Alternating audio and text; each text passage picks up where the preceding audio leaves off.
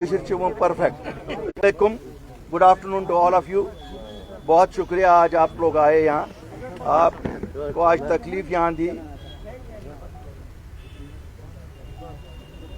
हमारे बहुत कदावर senior leader,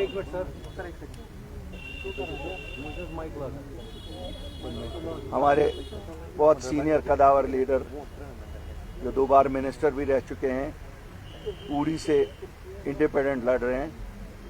अपनी पार्टी ने फैसला किया है कि हम इनको बैक करेंगे, हम पूरा सपोर्ट इनको देंगे। ये फैसला उड़ी के लोगों के मफाद को मद्देनजर रख के किया गया है। इसमें कोई ज़ाती मफाद नहीं है, न ताज साहब का कोई ज़ाती मफाद है, न मेरा कोई ज़ाती मफाद है। हमें बड़ी खुशी है कि हम एक मंजे हुए कदावर लीडर को वहाँ अपना सपोर्ट एक्सटेंड कर रहे हैं और इंशाल्लाह ये उड़ी की नुमाइंदगी आने वाली असेंबली में ज़रूर करेंगे। शुक्रिया। भाई साहब, आपकी क्या मजबूरी है? एक मिनट पहले मैं अल्ताफ साहब को मशहूर हूँ। कीनू ने सपोर्ट दी थोड़ा सा ऊँचा, क्योंकि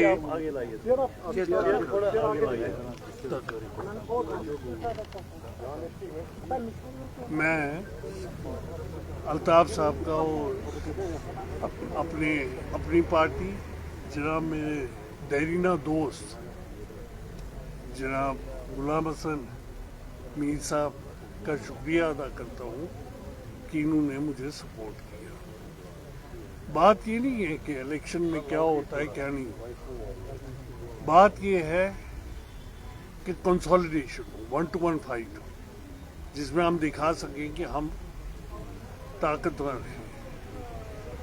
अब कभी बाप होगा, फिर बेटा लड़ेगा, फिर उसका पोता लड़ेगा, वो चीज़ों के खिलाफ। पीडीपी ने भी इसी तरह अपनी सपोर्ट जो है वो जाहिर की है। मैं उनका भी मशहूर हूँ और अपने देरीना दोस्त और मेरे छोटे भाई अल्ताफ साहब का मशहूर। भाई साहब यहाँ से इमरान गुलिस्तान से बात करो। ये लहजे में इतना फर्क जल्दी क्यों आया? मुझे याद है कि जब आपने अल्ताफ साहब पे तनकीद की थी A team, B team, C team, तो आज इन्होंने भी की थी। वो तो दो तरफा थी, अगर एक तरफा होती तो कोई बात थी। देखिए मैं आपको बताऊंगा। कहते हैं आगे की तरफ देखना चाहिए, पीछे की तरफ नहीं देख रहे। ये इंतखाबात एक ऐसे नाजुक मोड़ पे हैं जब हमारा सब कुछ लुट गया है। दिल्ली में जो सरकार बैठी है उसने हमारा सब कुछ ख़त्म किया है। हत्ता कि जो आने वाली सरकार है उनकी हर एक कोशिश है कि उसको कोई इख्तियार ना हो। लेकिन मैं आपको आज यकीन दिलाता हूं, जब कदावर लोग वहां अंदर होंगे उनको मालूम है कि बा इख्तियार कैसे इस असेंबली को बनाया जाएगा। उनके चाहने से ही सब कुछ नहीं होगा, ये लोगों का मैंडेट होगा और लोगों के मैंडेट की कदर करनी पड़ेगी सबको।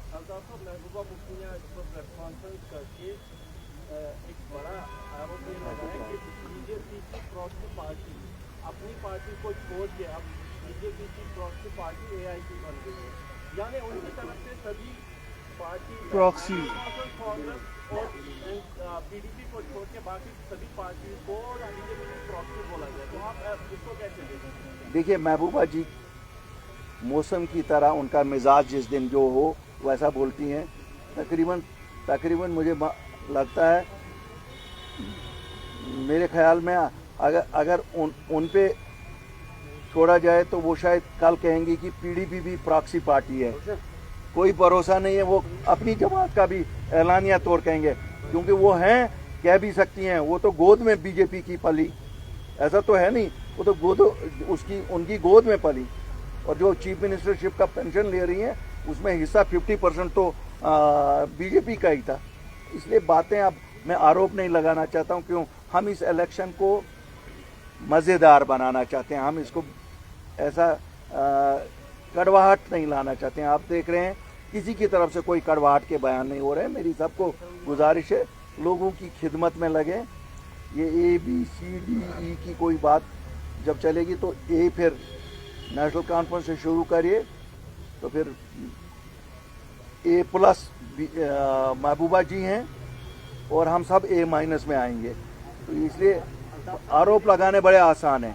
वेरी रिसेंटली आपने कहा कि आपकी जो जमात है वो किसी पार्टी को जो है हिमायत नहीं करेगी और नहीं देगी, लेकिन हमने कहा कि हम आज़ाद हूँ, हमने कहा हम आज़ाद, मैंने कहा हमने ये आप मेरा सवाल, आप मेरा